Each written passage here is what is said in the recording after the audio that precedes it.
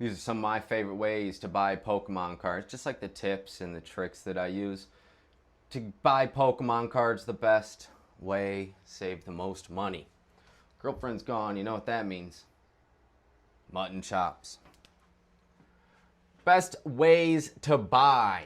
Remember, as you saw on the pricing out of cards video, we like to use places when we're checking our comps that have listings available to buy.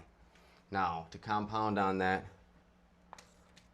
listings with pics are always a plus. All right, I'm not really going to talk about like places to buy. Since I sell on TikTok, feels like a little bit of a conflict of interest if I tell you like TikTok's the best place to buy. I'm going to tell you the best tips and tricks, and if it applies, it applies. Obviously, listings with pictures are a plus. Remember, go back to my other... refer back to Section A. No, just because they don't have good pictures doesn't mean it's a bad opportunity for a deal. But I'm just going to do like kind of like rule of thumb. Listings with pics, you want to be able to see what you're buying first. In person,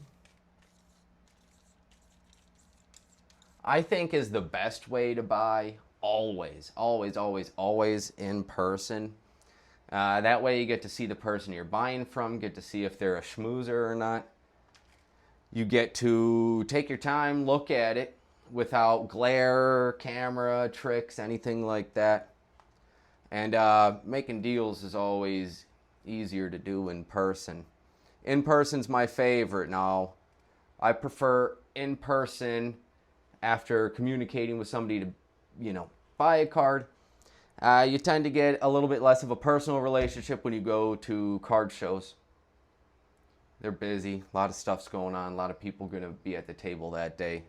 Person vending's usually pretty stressed out. Card shops are really nice. You know, take your time, go into a card shop a couple of times.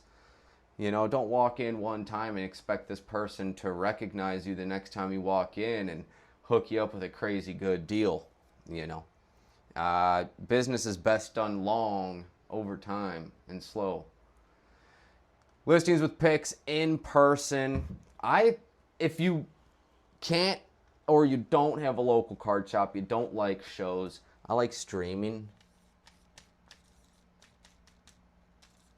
Now make sure you're buying from a stream that isn't gambling or promoting gambling in any sort of way. Remember, check your comps. If this streamer doesn't want to answer questions, don't give them your money.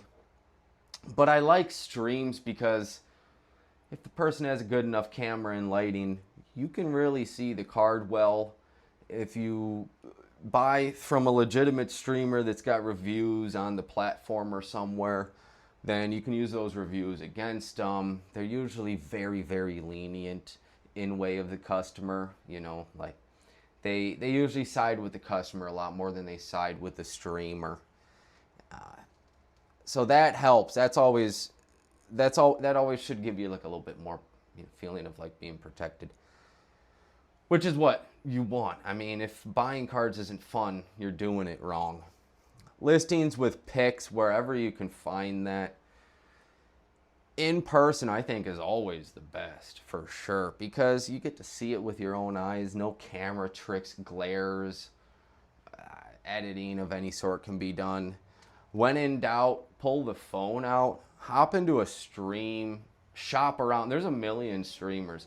There's a million people with a million different things, you know.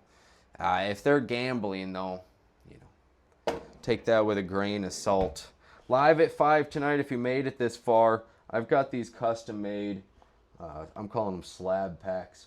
These are my fanny packs that I made. I have 2 or 3 available right now. Need to get more supplies to finish the rest. They're to support the stream. If you feel like giving me an attaboy, a thumbs up in any sort of way, please, live at 5 Central Time on TikTok, stop by stream. I'll be selling these among some other things. Thank you very much.